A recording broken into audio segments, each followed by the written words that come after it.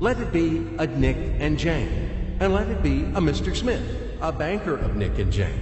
They both keep their money in his bank. That's why we use the title Mr. Smith, with respect.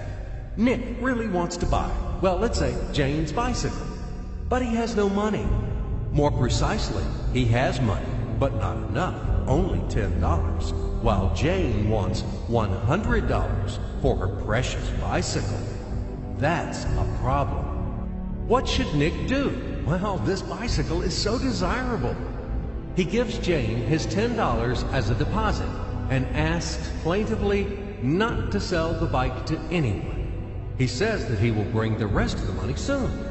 At the same time, he runs to his bank, to the respected Mr. Smith, to get a loan for the missing $90. As ill luck, Mr. Smith has no money at this moment, but he knows perfectly about $10, which Nick gave to Jane. And where will Jane bring his money to? That's right. She will put these $10 in her lovely bank, to the same Mr. Smith. Therefore, Mr. Smith asks Nick to come back tomorrow, in the hope that tomorrow he will get these $10. And everything happens this way. The next day, Jane brings $10 to the bank. The bank provides Nick these $10 on credit. Nick immediately gives them to Jane. She again puts them in a bank. The bank again provides Nick these $10 on credit, etc. As long as Nick the fool will gather enough money for the bicycle.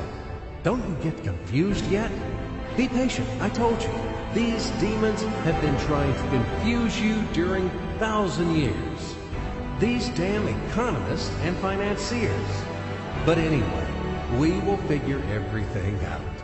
So what do we have in the end? Nick finally got the bike from Jane. Wow! But at the same time, Nick owes $90 to the bank, Mr. Smith. And the bank, in its turn, owes $100 to Jane. In other words, those $10, which existed initially, have magically turned into $200, $190 of debts plus real $10. But these $10 would also turn into $1,000, even in a million or a billion, if Nick would make a more expensive purchase.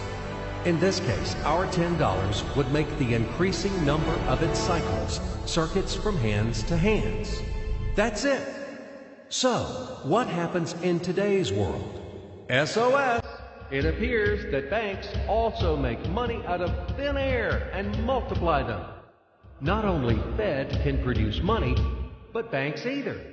In short, everybody can do this, except you and me. We are not in the business at this celebration of life.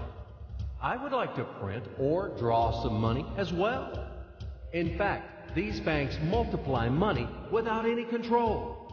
And we're still wondering why the banker lives better. What are naive fools are we? Now it is clear why.